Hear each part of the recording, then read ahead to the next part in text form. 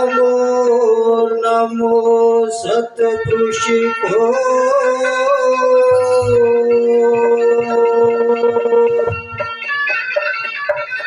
दंडवत सब वे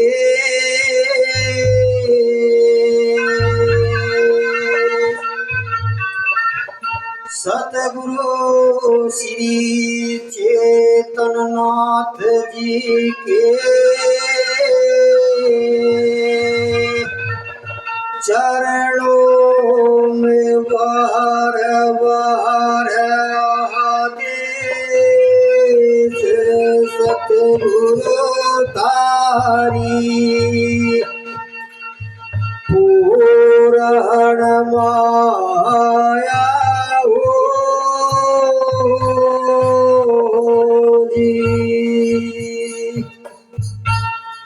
मोहे सतगुरु ऐसे मिले जैसे सूरज आकाश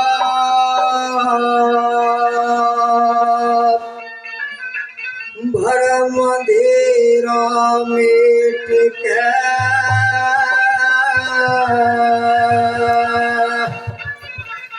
ज्ञान किया प्रकाश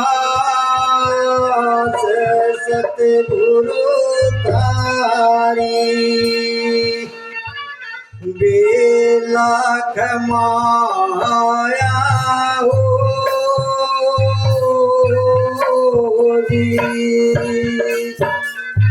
देखिए प्रेमियों, यूं कहा मोहे सतगुरु ऐसे मिले जैसे सूरज आकाश और भरा अंधेरा मेट के ज्ञान किया प्रकाश के मुझे ऐसे सतगुरु मिल गए जैसे ब्रह्मांड के अंदर सूर्य है, पूरे भूमंडल को प्रकाशित करते हैं और सबसे एक समान दृष्टि रखते हैं, सबके प्रति एक समान भाव है, किसी से कोई राग द्वेष नहीं है। प्रेमियों, सत्संग के अंदर भी ऐसा ही होता है कि सत्संग के अंदर कोई राग द्वेष नहीं होता, कोई छल कपट नहीं होता।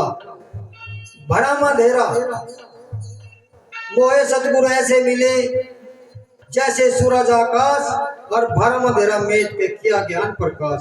तो भरम अंधेरा जिस भूमंडल पर प्रकाशित हो गया, इसी तरह वो शब्द प्रकट होता है, इसी तरह ब्रह्मांड में यहाँ मस्तक में शब्द प्रकट होता है और जब उस शब्द का प्रकाश फैलता है तो भरम का जो अंधकार है जो नष्ट हो जाता है, प्रकाश में विलीन हो जाता है। सतगुरु का जो है ज्ञान प्रकट हो जाता है। तो क्या कह रहे हैं,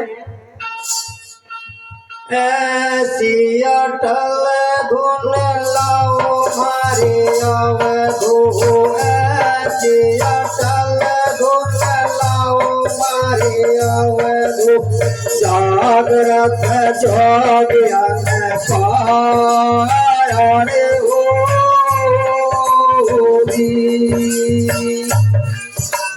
जागृत जागरण पाया रे हो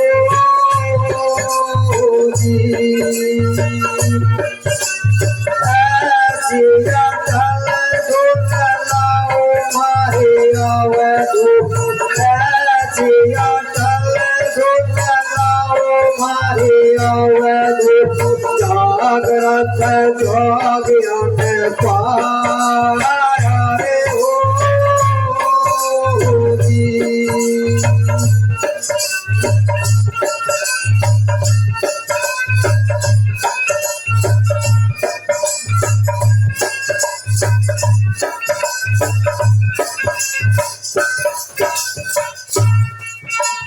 जल किया मछलिया धर जा बैठे, जल किया मछलिया धर जा बैठे, विद्या ठहराया रे हो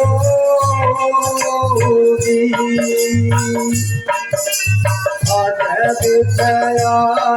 ठहराया रे हो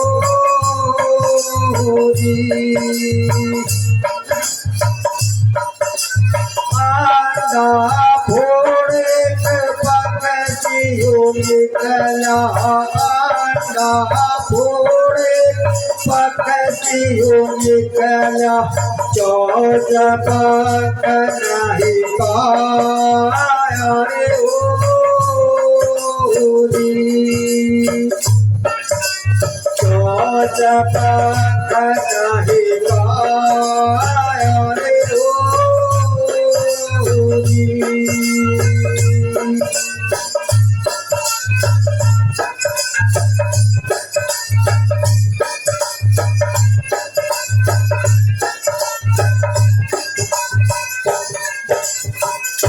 प्रेमियों यूं कहा ऐसी अटल धूल लाओ मारे अवधू शिष्य को कहते हैं, प्रेमियों चेले को कहते हैं। तो सतगुरु कह रहे हैं कि ऐसी अटल धूल लाओ मारे अवधू जागृत जोगिया न पाया। प्रेमियों जो भी योगी जो भी साधु जागृत हो गया तो उसी ने उसको पाया। जागृत होने का मतलब है निरंतर हो जाना, रात और दिन बराबर अपना काम भी चलता रहे और निरंतर भजन चलता रहता है, उसको जागृत कहते हैं। जैसे अब हम जागृत अवस्था में बैठे हैं, जीव का वास हमारे नेत्रों में है। जब हम जागृत होते हैं, जब जागृत हो जाएंगे तो भजन हमारा निरंतर चलता रहेगा। दूसरी भाषा में यहाँ दो पहलू है, एक इधर का एक उधर का। जब हम उसके प्रति जागृत हो जाएंगे तो इधर का हम भूल जाएंगे। तो जागृत उधर का ही होना, सतगुरु के प्रति ही जागृत, उसको जागृत कहते हैं। जो उसके नाम में जागृत हो गया, उस अपने आप जागृत कर लिया तो उसको मार्ग मिल जाता है। क्या बता रहे हैं आगे? जल किया मछलियां धर जा बैठी अत भी चंडा ठहराया। प्रेमियों जल की मछली, हमारी दोनों नेत्र है, ये जो पुतलियां हैं ये जल की मछली है, इनको जल की मछली बोलते हैं। ये जब हम ध्यान लगाते हैं तो यहाँ से ध्यान लगाते फिर यहाँ पहुँचते हैं। जब हम यहाँ पहुँचते हैं तो यहाँ शब्द प्रकट होता है, जल किया मछलियां धर जा बैठी अत भी चंडा ठहराया। तो यहाँ अधर्म शब्द प्रकट हो जाता है। अंडा फोड़े पक्षियों निकला चोंच पंख नहीं खाया। जब शब्द प्रकट हो जाता है, प्रकाश हो जाते हैं, तो इसको इसकी भूमिका का ज्ञान हो जाता है। वो ज्ञान जो है उसका चोंच पंख और काया नहीं है। ऐसी अटल धुन लाओ मारे अवधू, ऐसी अटल धुन लाओ मारे अवधू जागृत जोगिया न पाया रे होरी जागृत जोगिया न पाया रे होरी।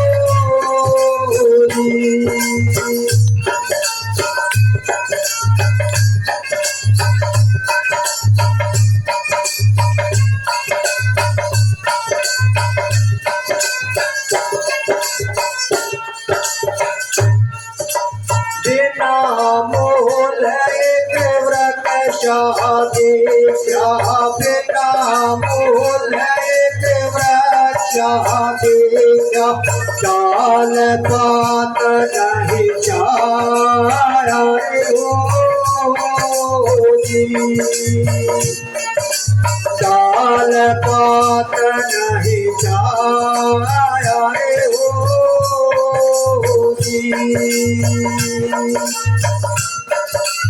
उसी पेड़ पे पंछी बैठा, उसी पेड़ पे पंछी बैठा अजर अमर फल पाया रे होरी अजर अमर फल पाया रे होरी।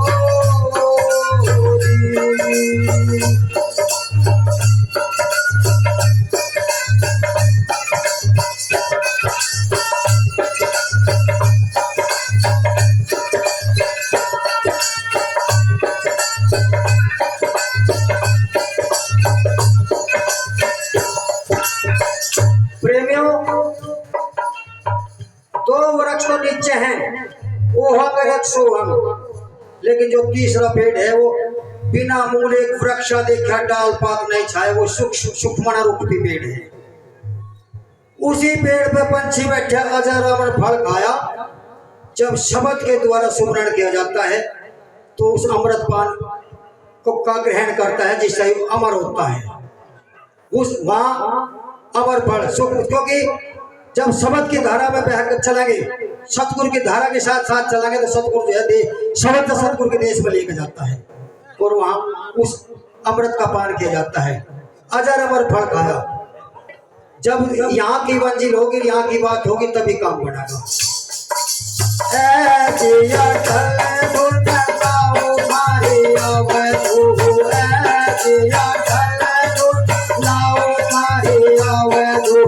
जागृत जोगियन पाया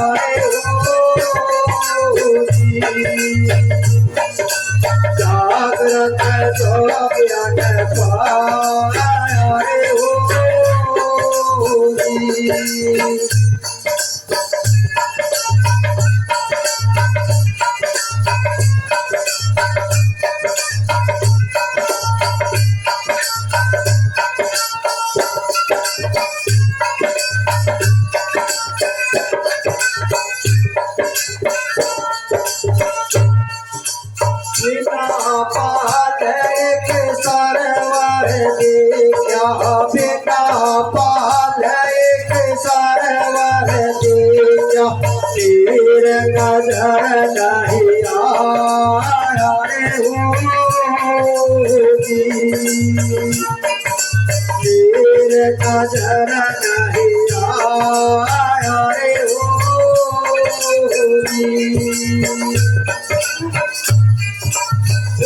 सरवर प्राण साहुया दीवाना, उसे सरवर प्राण साहुया दीवाना, वही बैठ मरना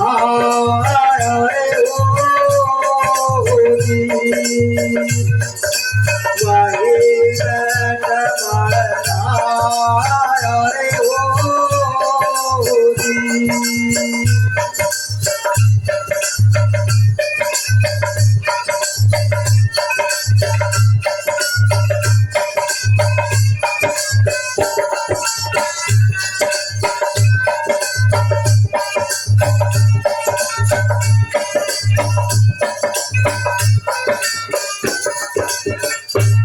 प्रेमियों, वहाँ बिना पाल का एक सरोवर है जिसके किनारे नहीं है, पाल किनारों कहते हैं। बिना पाल एक सरोवर देखा, नीर नजर नहीं आया, लेकिन है उसी सरोवर पर हंस होया दीवाना, वहीं बैठ मरनाया, वहीं मस्त हो गया और वहीं उसका पान किया और अमर हो गया। काल को फतेह कर लिया, काल को फतेह कर लिया अमृत का पान करके। ऐसे अटल गुण लाओ मारे आवे तू, ऐसे अटल गुण लाओ मारे आवे तू, जागृत जोगियन पाया रे हो, जागृत जोगियन पाया रे हो।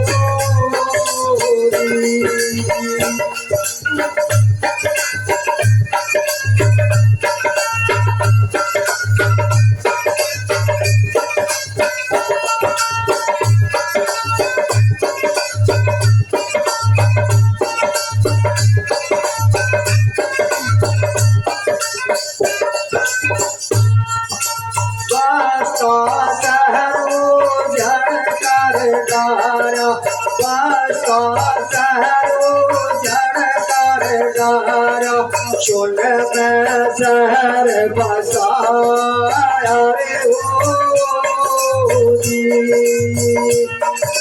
सुन मैं शहर बसाया रे हो जी।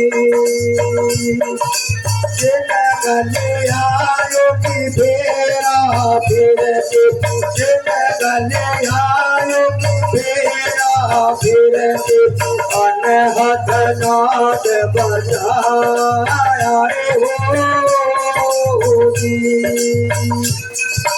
अनहद नाद बजाया रे हो जी।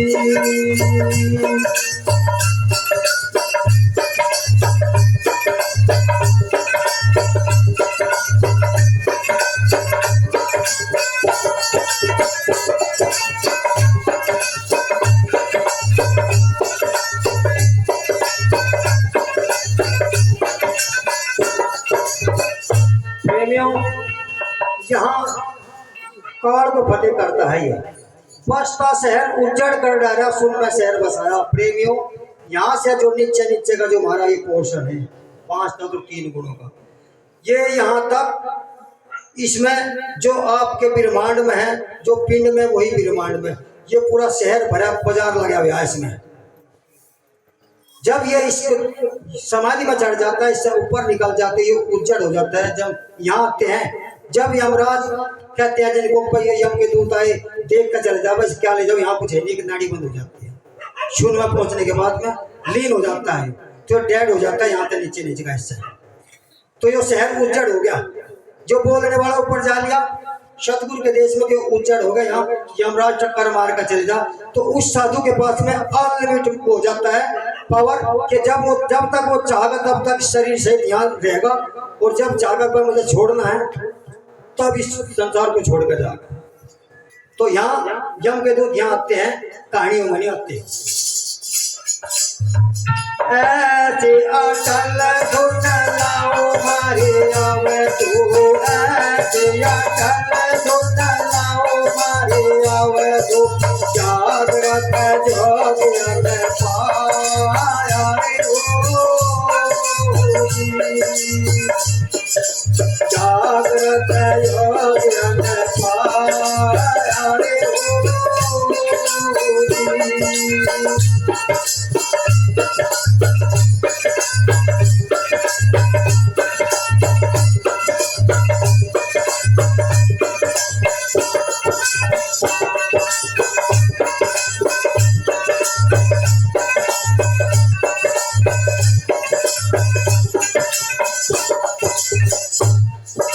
सतगुरु मारे किया विचल नगरी, सतगुरु मारे किया विचल नगरी, शीतल शब्द की छाया रे हो जी, शीतल शब्द की छाया रे हो जी।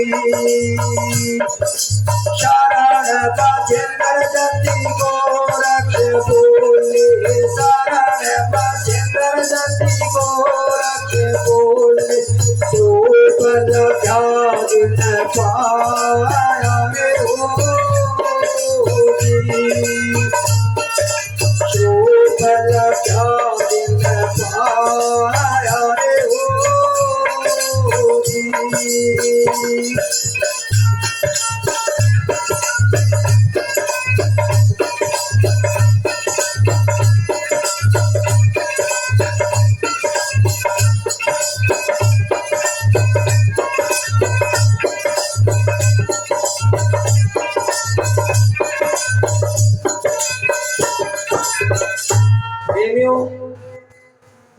सतगुरु मारे की अविचल नगरी, शीतल शब्द की छाया।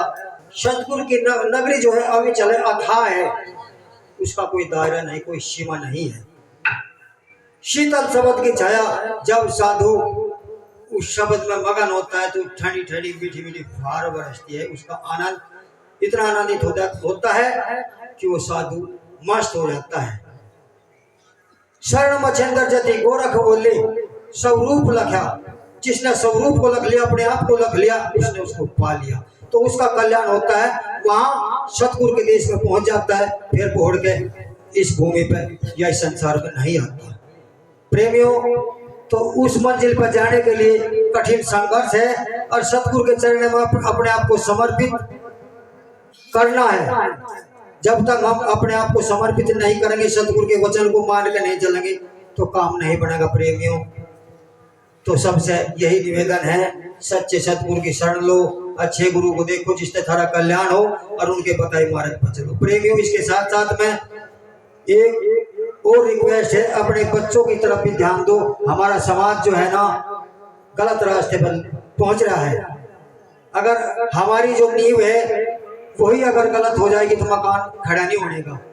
तो हमारे बच्चे हमारी नींव है, तो सभी से निवेदन है, अपने बच्चों की तरफ विशेष ध्यान दें, उनकी पढ़ाई की तरफ विशेष ध्यान दें।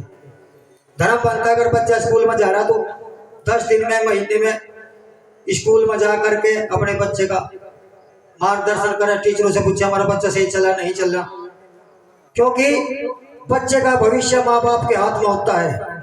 अगर माँ बाप लापरवाही हो जाएंगे तो आपकी फसल बर्बाद हो जाएगी। यही कारण है कि जब आप अपने बच्चों की तरफ ध्यान नहीं देते बचपन में और वे बच्चे फिर आपका सामना करते, आपके वचन को नहीं मानते और आप रात और दिन सत्संग में जाते हैं, गुरुमुखी बने हुए हैं, न तो आपका उधर रहा न उधर रहा। जब आपके बच्चे, आपका परिवार ही सुधरने का, सत्संग किस काम का? आपके सत्संग का लाभ हमारे परिवार को, हमारे बच्चों को मिलना चाहिए ना। हमारे सत्संग का तभी तो फायदा है। हमारी माताएं बहनें, हमारे बुजुर्ग, प्रेम बंधु सभी इस बात की तरफ ध्यान दें। जब अपने छोटे से बच्चे की नींव अच्छी मजबूत बनाएंगे तो उसे अच्छी मंजिल मिलेगी, मकान मजबूत होगा।